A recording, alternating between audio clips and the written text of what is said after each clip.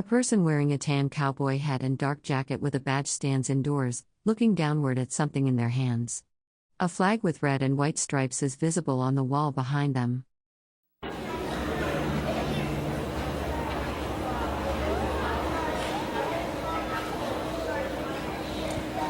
Well, good morning, everyone. All right, well, half the classes are awake here, but good morning, everyone.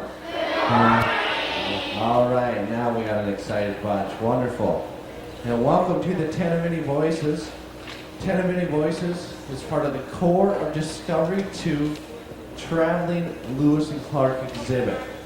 It's a national traveling exhibit. It's been on the road since January of 2003 and continue to travel through October of 2006.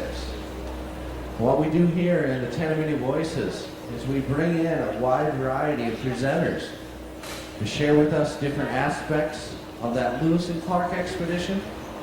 We also like to hear from the descendants of all those American Indian nations that were living here long before the arrival of Lewis and Clark. And this morning we're pleased to have with us Bridget Whipple. She is the cultural anthropologist for the Confederated Tribes of the Warm Springs Reservation. And she's going to talk about weaving and basketry traditions. So let's give Bridget a warm welcome to the 10 of Many Voices. A person wearing a tan cowboy hat and dark jacket stands next to a blue figure with yellow eyes and red and blue striped clothing. Text at the bottom reads Natural Reso and ENT of the Army.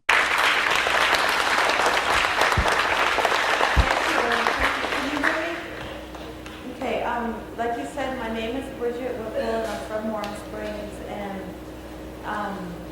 welcome, to the Columbia River. I'm sure y'all live here, but welcome to our land when it was, before the treaties. But what I'm going to speak about this morning are some of the weaving stuff that we do, and what I brought today are these are tulie rushes. And tulie rushes have a long history with our tribes. We use them for housing. There's a frame outside on that side of the Discovery Center that has like an A-frame, and what they used to do is weave the tulies and make these mats that was part of the housing. We didn't live in teepees, like you see on the movies. Those were the Plains Indians, and we're from the Columbia River, so we use tulies for them to pass them around so you guys can touch them. A person wearing a blue headpiece with a red and yellow circular design sits on a stage. They wear a striped orange and blue shirt with green panels and beaded necklaces. The background shows a dark wooden wall. But tulies had many other uses. This is part of the seeds. When you get a tulie, they're about this tall. About 3 of them put together. They're about 8-9 feet tall. And then we cut them down into the sizes that we need, and we dry them. But some of the uses that we have for these are when babies are born. Babies will get a baby name before they're a year old, and they'll lay them on the mat. And the mat. A person wearing a blue headpiece with glowing circular ornaments, a red and blue striped garment, and multiple beaded necklaces stands on a stage. Text visible in the background references natural resources and a department. It might be about as big as this table, and sometimes the mother will be holding the child, or they'll just lay the baby on there, then it'll get an Indian name, a baby name, and then as they get older, they'll have another mat and they'll get a child name. And then when they go through their rite of passage as an adult, and then they get an adult name, and then again they'll have a mat. When people get married, the couple that's getting married, they'll stand on a mat, and it'll be a wedding mat. And then when people pass away, they get wrapped in a mat. So there's a lot of uses for it.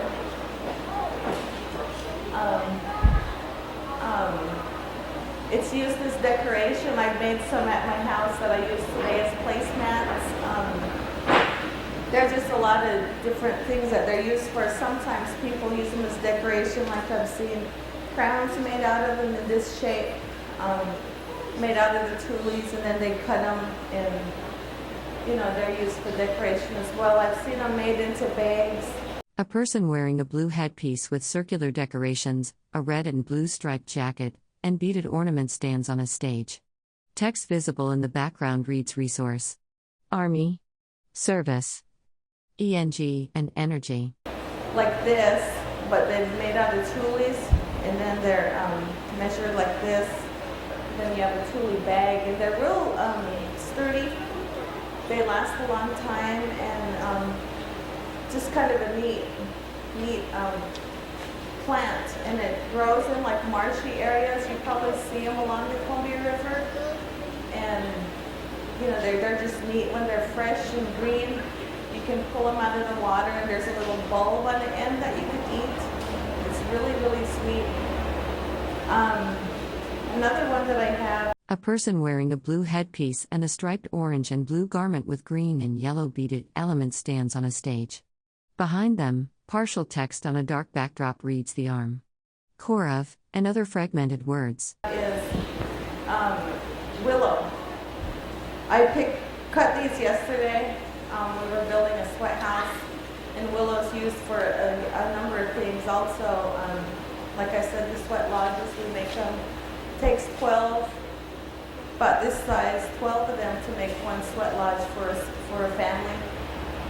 So we constructed a new one yesterday because we always make a new one before it snows.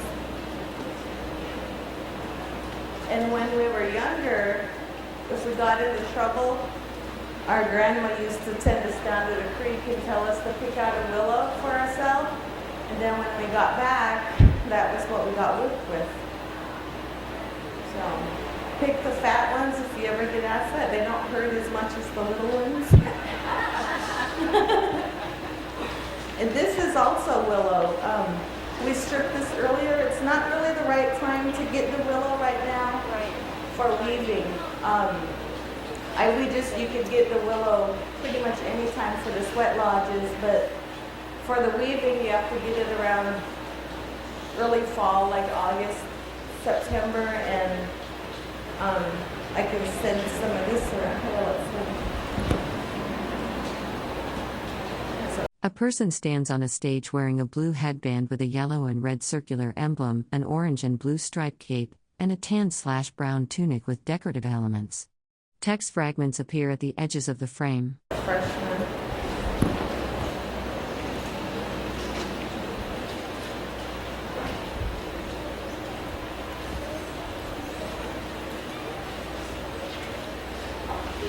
And I can send some of this. This is that type of willow split 3 directions. That's the traditional way is to split our willow in 3 ways after you take the skin off of it.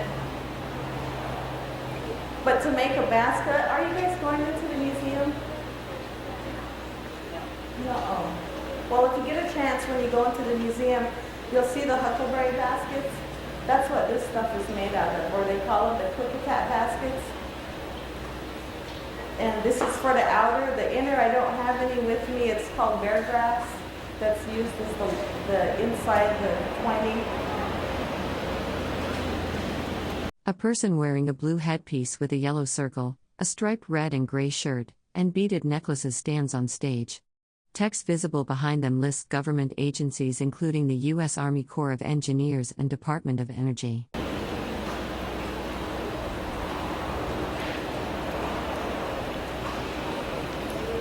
But the willow's really a neat fiber to work with because you can gather it. I gathered this earlier and I have some more rounds like this, and we'll save them up for 2 or 3 years and to make one basket. And we only work on them during the winter months, not any other time of the year. And one of the other things I have is, this is called a corn husk bag. And my grandmother gave me this one. It's another twining method. It's used the husks of the corn with cordage, and you wrap it and then twine it together. It's a really long process. I don't really know the history behind it. When I was about 7 or 8, my grandmother showed me a bag, and this was the bag. She showed me this bag, and she showed me $7. And she's like, which one do you want? And then I was like looking at the money, and my mom's pitching me, take the bag, you know? And so I took the bag, and my grandma puts the money in the bag.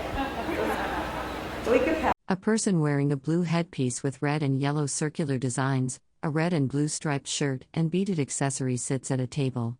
Text visible in the background references the U.S. Army Corps of Engineers and Department of Management. this around. But it's kind of has a neat story because every year on her birthday we get to choose something from her, and I have almost all of her corn husk bags now. So every year I've got the same type of bag. But those types of bags were used as a trade item on the Columbia River. They were used in marriage ceremonies. They make them very large as well. And if a wedding was a good thing between the two families, they would fill them with roots or dry fish, or something that showed that the young lady getting married knew how to do that. So this is a person wearing a blue headpiece with red circular ornaments, a red and blue striped shirt, and multiple beaded necklaces stands on a stage. Text visible in the background references the Army, U.S. Service, Engineering, Energy, and Land. This has a twined edge. This is called a shuptakai, or a Indian suitcase.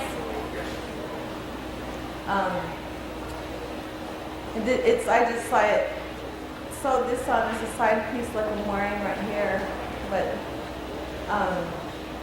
this was a really good trade item on the Columbia River, and it has a twined edge and with buckskin, and we can pass this around. Let's start this. A person wearing a red and blue striped vest with a blue headband sits at a table facing another person in dark clothing. Beaded items are visible on the table in front of them.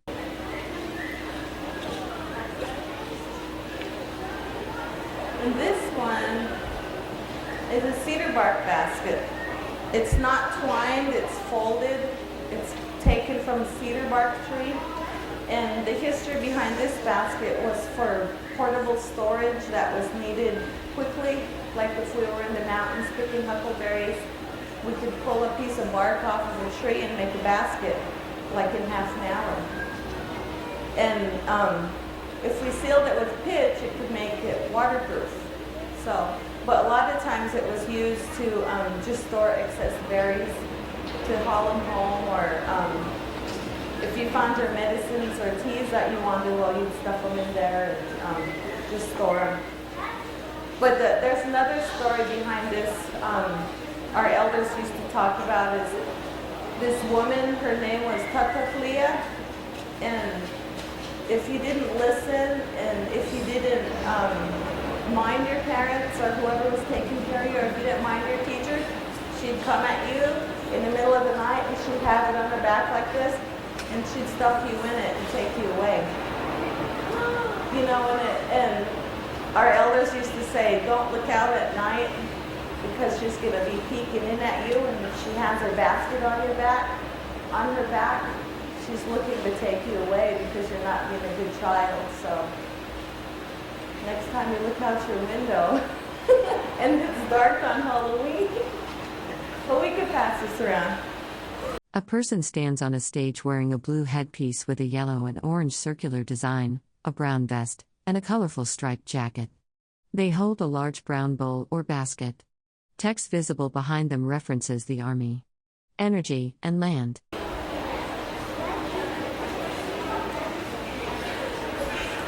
I have any questions? Yeah.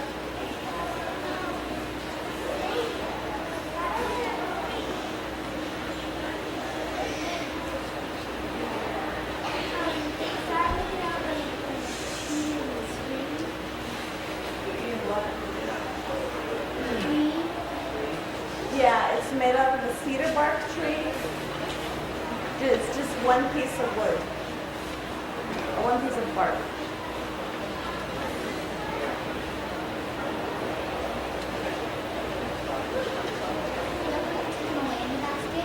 What?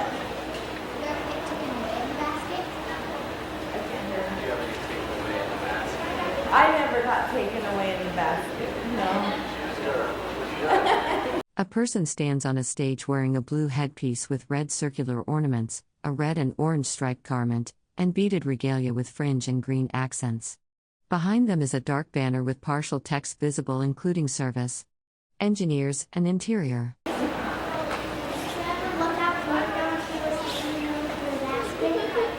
used to when we were little kids. You know, our grandma would tell us the story, and then we'd like run out and peek out the windows, and sometimes we'd have somebody scare us. But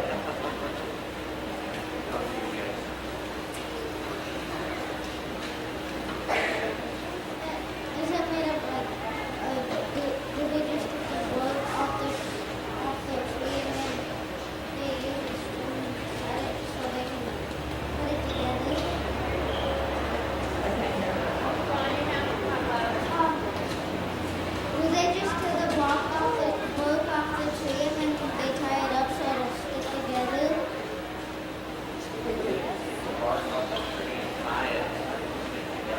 Yeah, it's one piece of bark, and then you fold it up, and it's just one piece.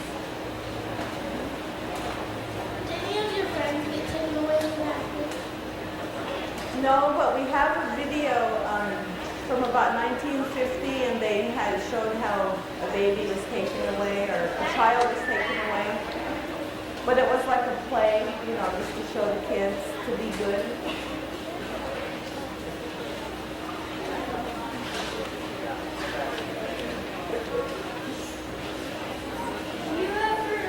Any of your brothers or sisters get taken away in the basket?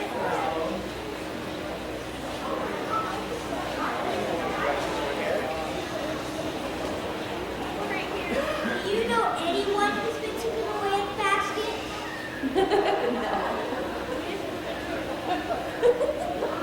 What kind of tree was it to put the basket together? A cedar bark tree. Who used to scare you? Her name was Tata. She was the basket woman. Can you say that? Tata.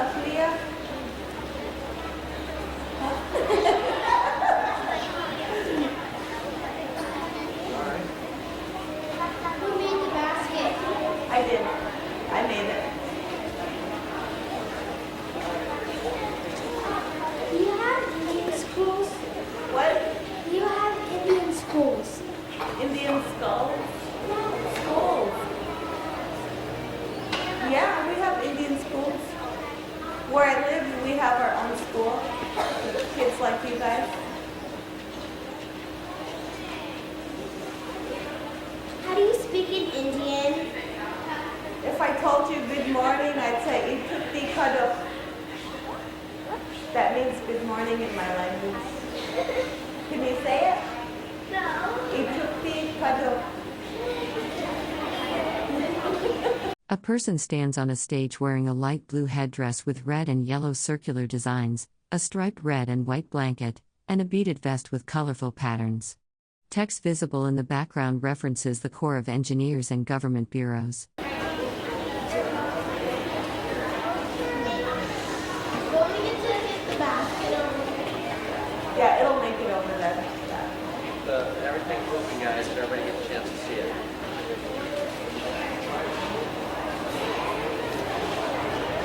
Do we have some more questions for Bridget?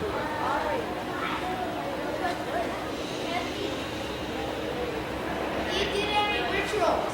They have the first prize tag on the other side. Did you do any rituals? We Rituals do and ceremonies? rituals, yeah. Some of the things I talked about, like with the tulie mats with the baby, that's a ritual when they get their baby name. That's one of them.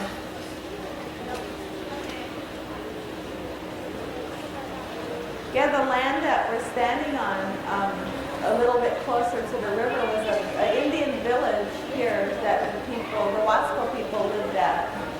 And it was called Nifluidi, and it means rippling water on the rocks, which meant it was real shallow, but it was a fishing area. So all along the Columbia River where we're at there was villages and fishing and gathering, and everything was here.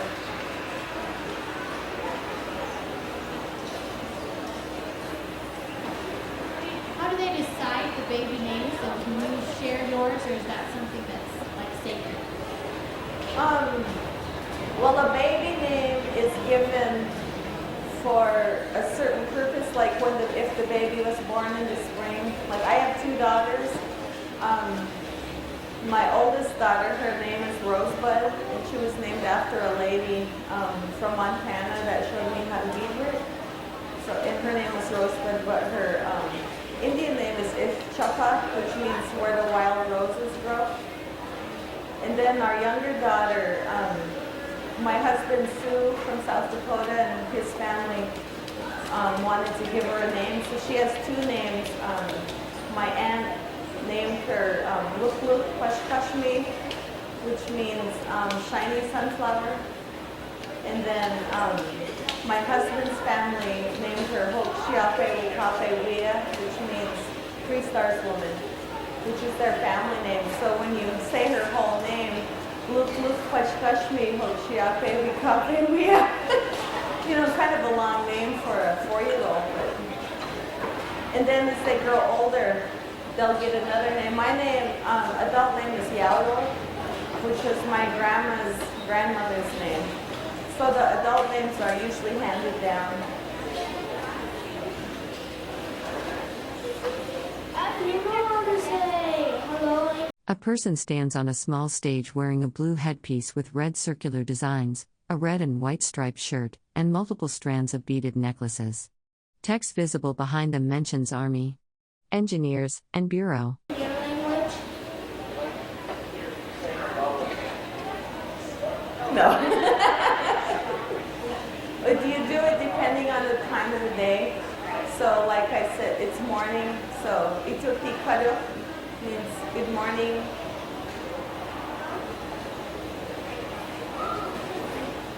You say good night in your language. But How do you say good night in your language?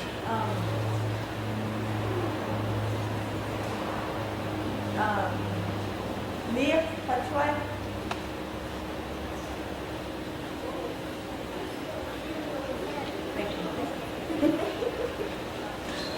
Where'd you get the string on the back? I'm what bag? From The a corn deer. husk bag. The string, the handle, it's a deer skin, buckskin.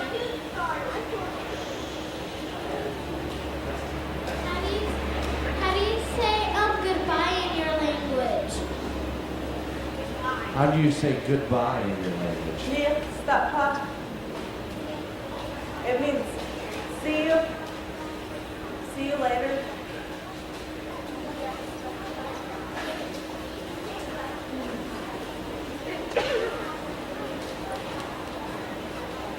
Do you know what Mexicans look like? Moxons? Right here.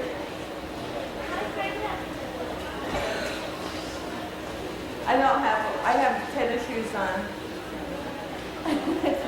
Ground sweat. How do you say buffalo in your language? I want to know how you say buffalo. We didn't have buffalo.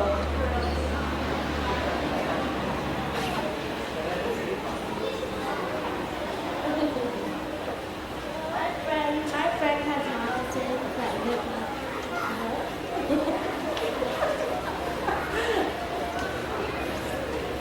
Do you have any Indian shoes? Yeah, right here. A person stands on a stage wearing a blue headpiece with red and yellow circular designs, a red and blue striped garment, and multiple strands of beaded necklaces. They hold a yellow object in their hand while facing toward the audience. Now look at us.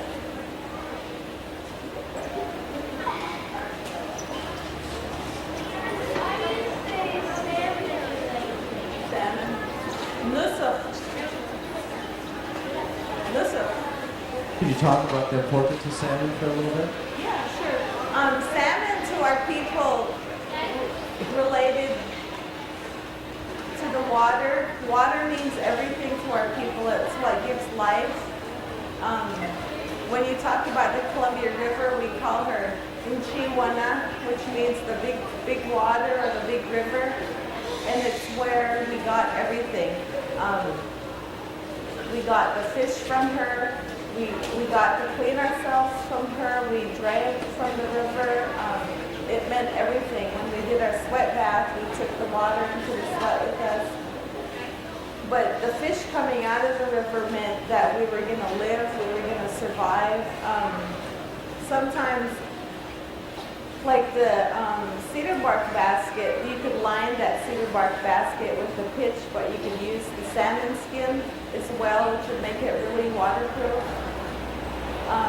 Or you could even eat the salmon skin if you got it hot on the rocks in a fire, and it was kind of like chips almost. But the salmon in our culture was like everything. It meant everything to us. It was a trade item. They wind dried it. When the traders came, like Lewis and Clark, they brought salt and sugar. We learned how to salt salmon in barrels that they brought, and so salmon was, our lifeblood as well as with the water. But when our people lived here all the time, like I was saying, right below us was an old village, and our people that lived there, had the salmon, and they dried it and traded it with the other Indians, and they traded things, like stuff made with the willow or stuff made with the tulies as well, because some people were known for fixing salmon. Some people were known for their beadwork. Some people were known for their weaving, and it was your specialty that gave you trade items to trade with other people. So, on my mother's side of my family, we're weavers. All the history that we have all the way back. A person wearing a blue headpiece with a yellow and red circular emblem, an orange and blue striped garment, and multiple beaded necklaces stands on a stage. Text visible in the background references the Army Corps of Engineers. It shows that our people weave, we did the corn husks and we did the tulies and all of that. But on my dad's side, my dad's from the river too. My mother's Wasco, my dad's Warm Springs, and on my father's side, they were fish people, real into fishing and gathering, so we had to learn how to dig the roots and pick the berries and do all of the beadwork stuff. So my children get to learn both. They're really rich in that heritage, and they're learning how to do everything. They go out with us and clean fish when it's fishing time, and then we'll get to weave in the winter, and we'll go dig and pick, and we're part of the ceremonial digging for the longhouses. And it's a rich culture, when we keep it intact just by practicing it. A person stands on stage wearing a blue headpiece with red and yellow circles, an orange and blue striped garment, and multiple beaded necklaces. Text visible behind them reads Corps of Engineers and Department of the Inn.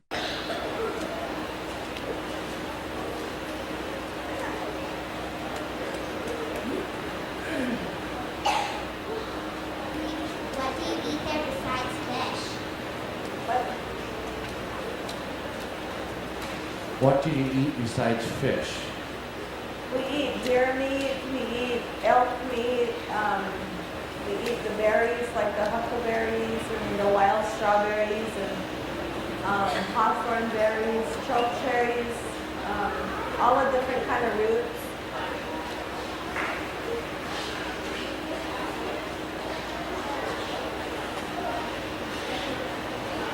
Do you eat rice?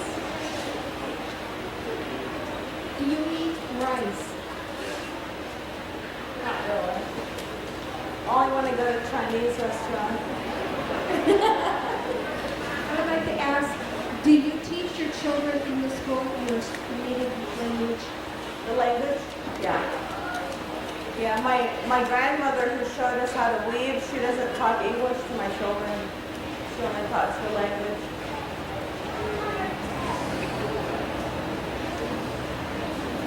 Why don't you make pizza? Domino's.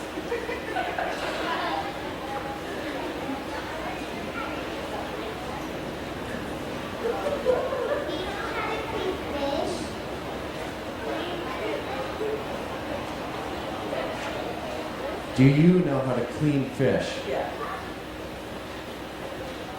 That's about it.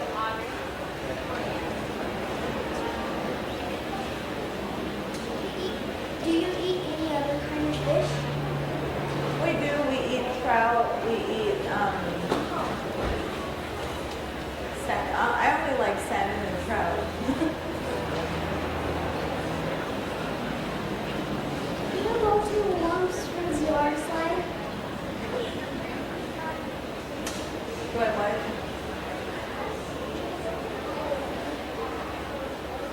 Who wants to know if you go to Warm Springs water slide? My kids do. Right, try time for one or two more questions, guys. We'll be back here. Do you have any Indian money? Do you have any Indian money? Do I have Indian money? Yeah, my trade goods are my Indian money. What were the schools made out of? What were the schools made out of? What kind of schools? What were they made out of? What were they made out of? Schools? Out of these. Out of the tule reed. All right, thank you, Bridget, sharing with us. Let's please give her a round of applause. A person stands on a stage wearing a blue headband with glowing ornaments, a red and blue striped blanket, and a beaded vest with geometric patterns. Text visible behind them references government agencies and departments.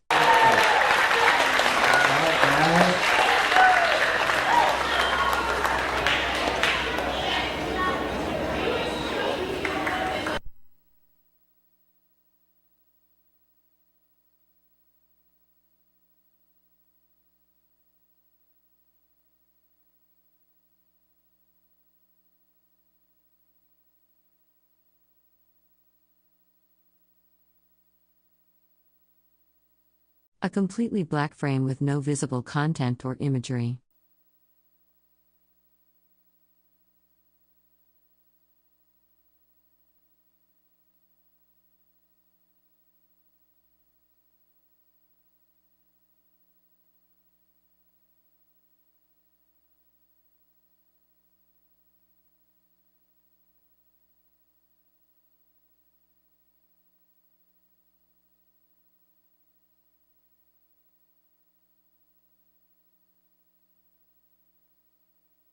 A person stands at a wooden podium on a small stage, wearing a dark-colored vest or jacket over light-colored clothing. The background is dark, and the setting appears to be indoors.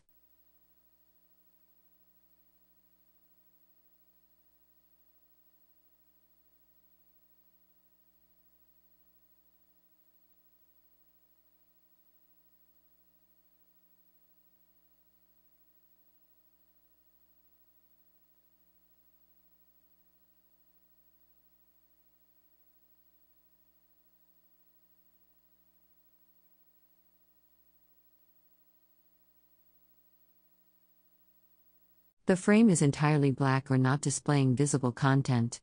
No distinguishable people, objects, or setting are visible in this moment.